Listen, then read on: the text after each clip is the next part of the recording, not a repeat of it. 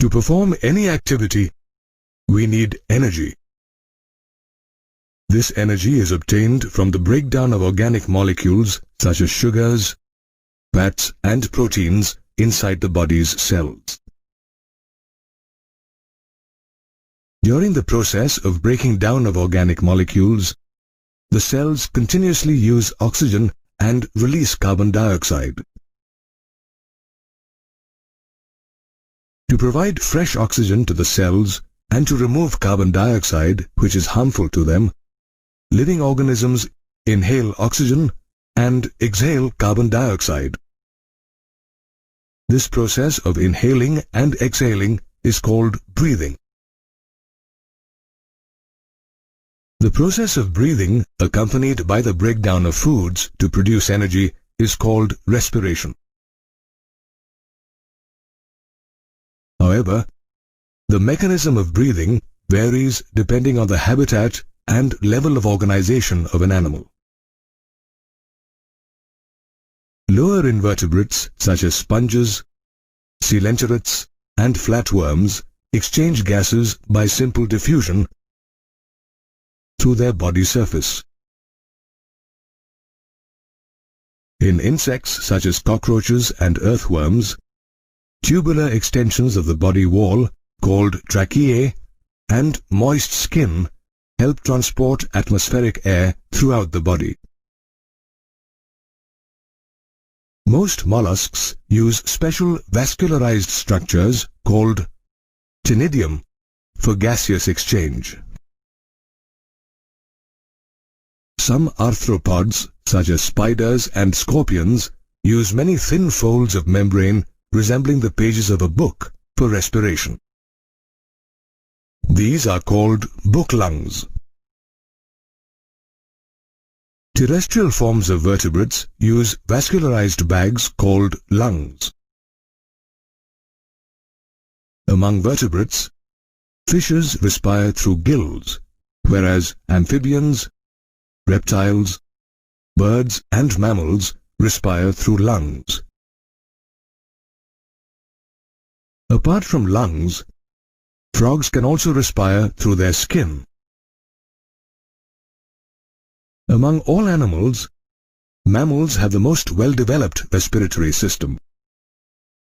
In humans, it consists of respiratory organs such as the respiratory tract and lungs.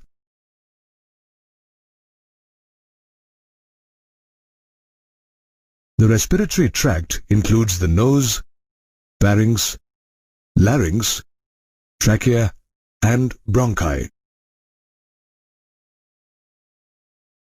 The nose is made up of cartilage and bone. While inhaling, it warms, moistens, and filters air that enters the body through the nostrils.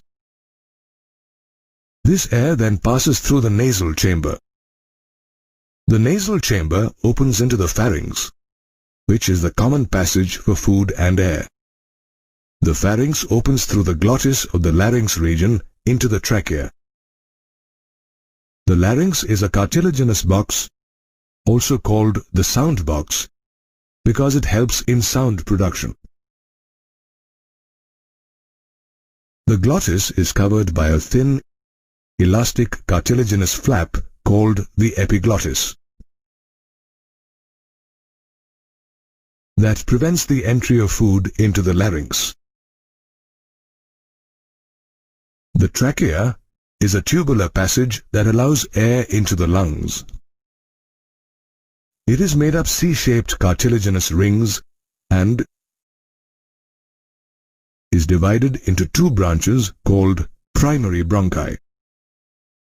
Each primary bronchus undergoes repeated divisions to form the secondary and tertiary bronchi,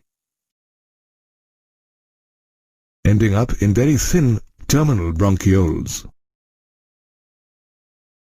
The terminal bronchioles connect to ducts called alveolar ducts that open into tiny, spongy, air-filled sacs called alveoli, which look almost like a bunch of grapes. An average adult's lungs contain about 600 million alveoli.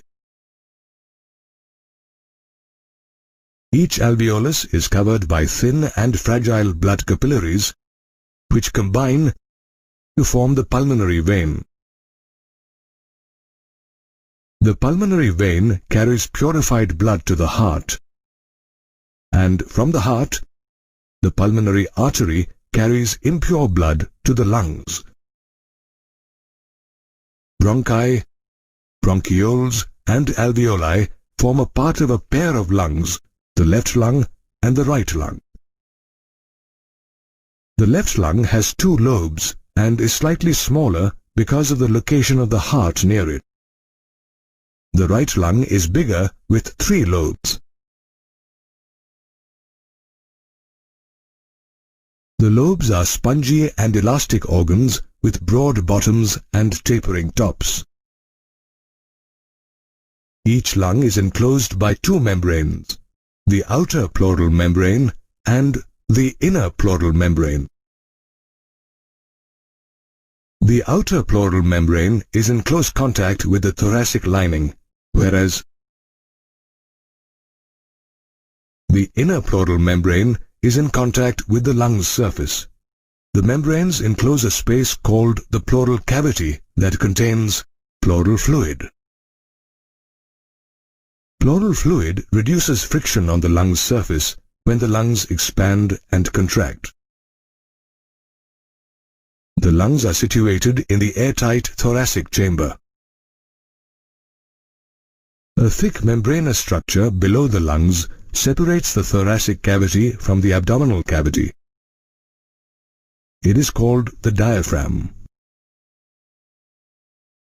The thoracic chamber is supported by the vertebral column dorsally, by the sternum ventrally, by the ribs laterally, and by the dome-shaped diaphragm on the lower side. The lungs in the thorax are arranged so that any change in the volume of the thoracic cavity reflects on the lung cavity or pulmonary cavity. Based on function, the respiratory system is divided into 2 parts, the conducting part and the respiratory part. The conducting part spreads from the external nostrils to the terminal bronchioles. It transports atmospheric air to the alveoli, clears it of foreign particles, and humidifies the air. The respiratory part contains the alveoli and the alveolar ducts. The actual diffusion of oxygen and carbon dioxide between blood and atmospheric air takes place in the alveoli of the respiratory part. Observe your breath. Your chest expands every time you breathe in and contracts every time you breathe out. This is because breathing causes the movement in lung and chest muscles to maintain the body at equilibrium pressure. Let's study respiration in detail. Respiration involves breathing, external respiration, internal transport, internal respiration, and cellular respiration. Breathing is a 2-step process. The first step, called inspiration, involves taking in air from the atmosphere inside the body, and the second step, expiration, involves releasing air from the body into the atmosphere. During inspiration, the diaphragm is pulled down. This causes the intercostal muscles to lift up the ribs and the sternum, thus expanding the rib cage.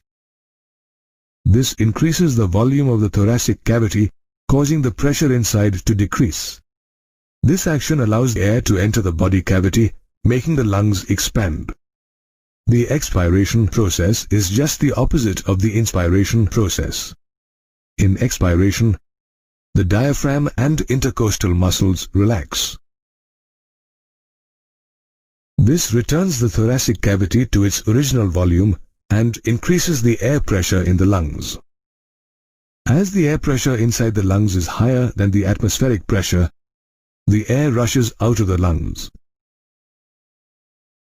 The second stage of respiration is called external respiration, and it involves diffusion of gases across the alveolar membrane. The diffusion membrane is made up of three major layers, namely the thin squamous epithelium of alveoli, the endothelium of alveolar capillaries, and the basement substance in between them. Alveoli are the primary sites of exchange of gases. The thickness of its membrane is less than a millimeter. Carbon dioxide is 20 to 25 times more soluble than oxygen. Hence, the amount of carbon dioxide that can diffuse through the diffusion membrane is much higher compared to that of oxygen. The diffused gases are carried by the blood from the lungs to different organs of the body. This is called gas transport. Blood from heart enters the lungs through the pulmonary artery, arterioles, and alveolar capillaries. In lungs, oxygen and carbon dioxide are exchanged between blood and the air. This blood then flows out of the alveolar capillaries through venules and back to the heart via the pulmonary veins. Heart pumps this oxygen-rich blood to different tissues. Hemoglobin in the blood transports the oxygen. The diffusion of gases between the blood and the tissues is called internal respiration.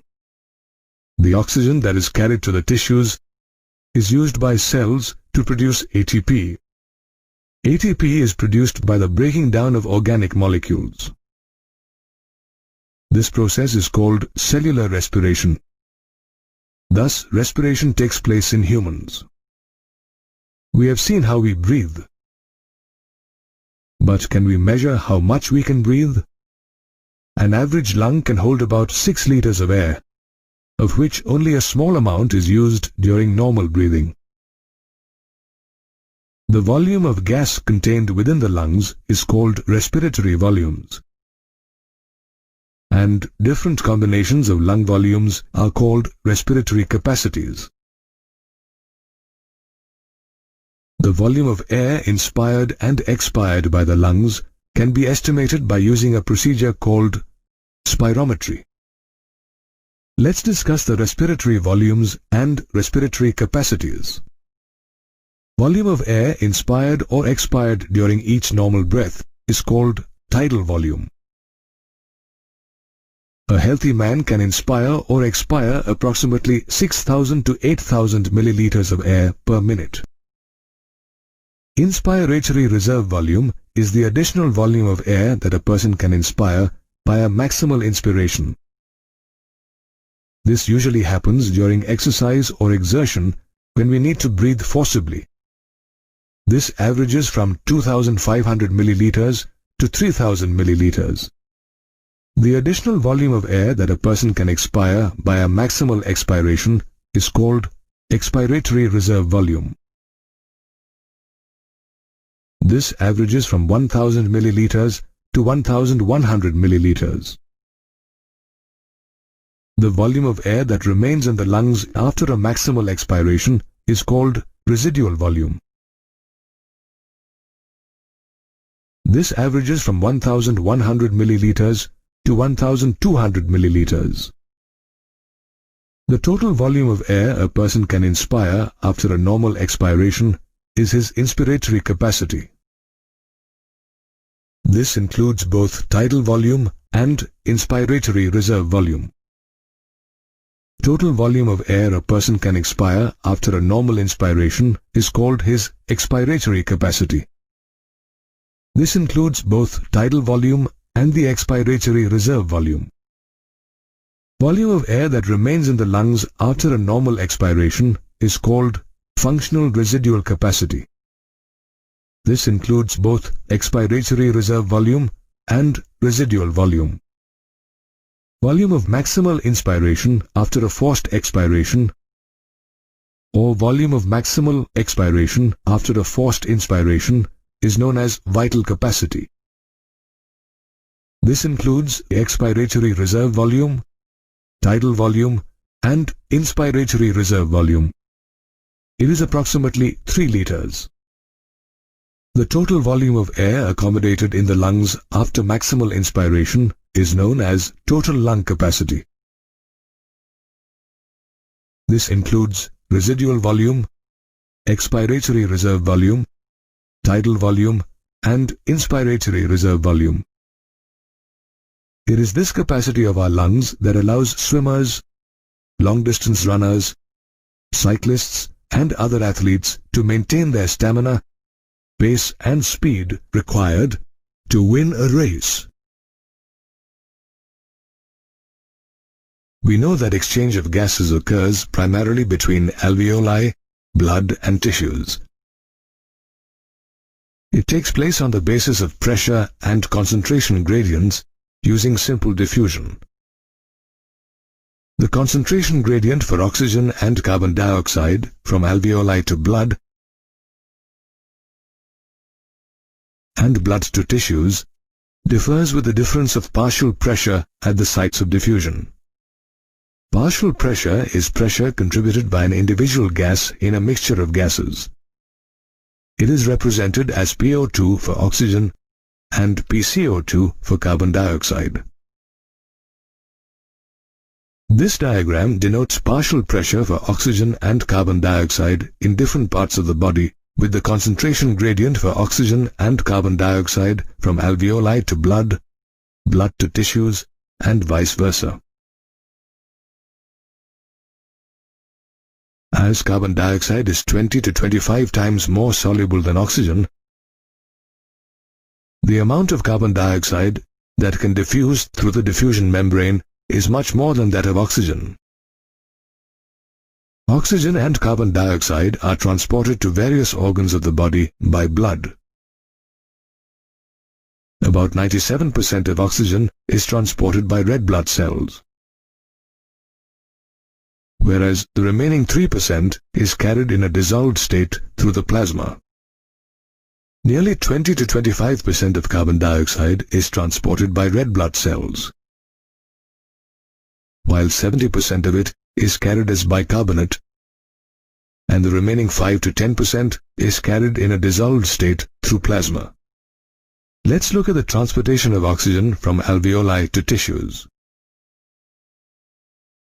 Hemoglobin in the blood binds with oxygen to form oxyhemoglobin. Hemoglobin is a red-colored, iron-containing protein. Each hemoglobin molecule can carry 4 molecules of oxygen. The binding of oxygen with hemoglobin is influenced by factors such as partial pressure of oxygen and carbon dioxide, hydrogen ion concentration, and temperature. The percentage saturation of hemoglobin with oxygen, if plotted against the partial pressure of oxygen, results in a sigmoid curve called the oxygen dissociation curve. This curve is used to study the effect of factors such as partial pressure of carbon dioxide and hydrogen ion concentration on the binding of oxygen with hemoglobin. Alveoli are more amenable to the formation of oxyhemoglobin as they have high oxygen partial pressure, low carbon dioxide partial pressure, a smaller hydrogen ion concentration, and lower temperature.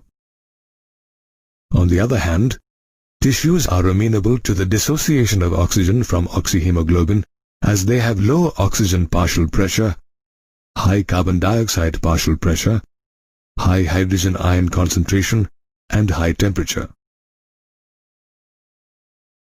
Therefore, oxygen combines with hemoglobin on the surface of the lungs and gets dissociated in the tissues.